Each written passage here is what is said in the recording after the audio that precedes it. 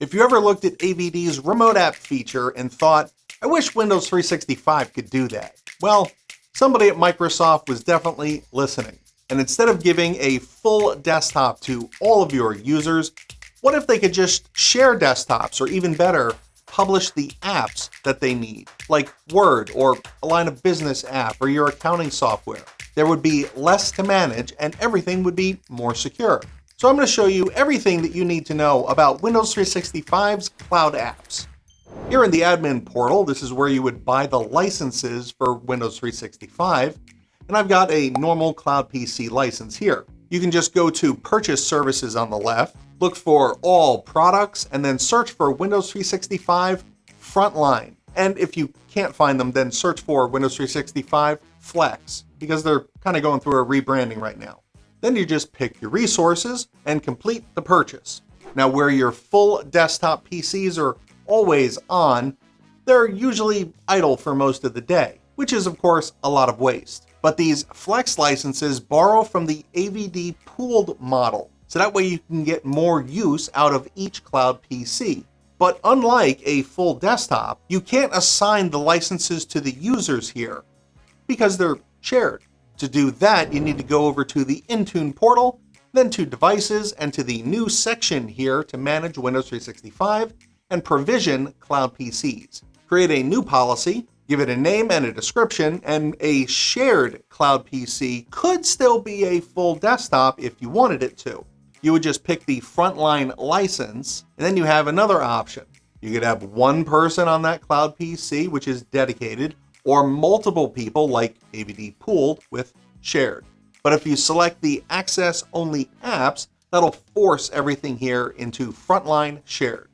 Then scroll down. Your join type can be Entra or Hybrid Join, and for your networks, the Microsoft hosted network is kind of like being on the public internet, which means you won't have access to your company's internal networks without like a VPN. Or you can choose one of your private networks that you've already set up, and SSO is always nice to have. Then click Next. For your image, you can really use whatever you want. Just understand that the available cloud apps come from this image. So if you just click View here, you'll see all of the apps that are available. But if you need some kind of business app or something custom, you'll have to create a custom image, which is of course another video. Then click Next. Set your language and your region, and then you can optionally set a naming pattern if you need to.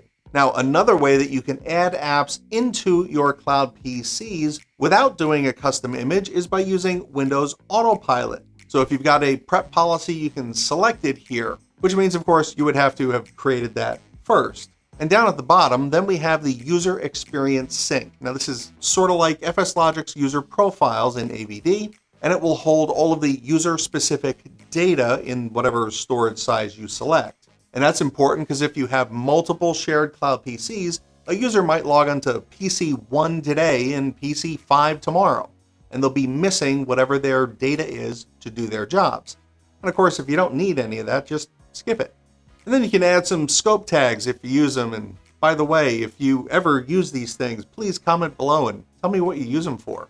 On the assignments page, you can add a group and select whomever you need there. And then you click over here for the cloud PC size, and the available sizes will be limited by whatever licenses you've purchased. Then you can give it an assignment name and select the number of cloud PCs, which again is limited by whatever you bought, and then just create.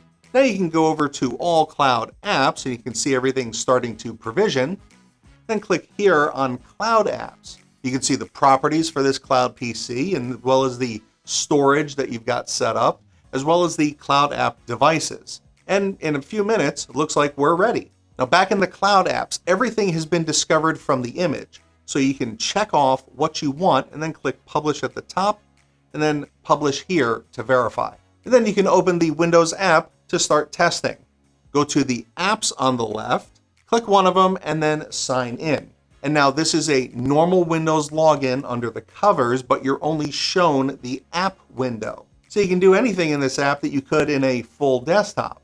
And of course you can open multiple apps, which all will be open in the same cloud PC that you're already using, so these apps can talk to each other and use them just like any other full desktop session. And And that's really everything that you need to know about cloud apps, but the next thing that you need to know about is right here. And happy learning.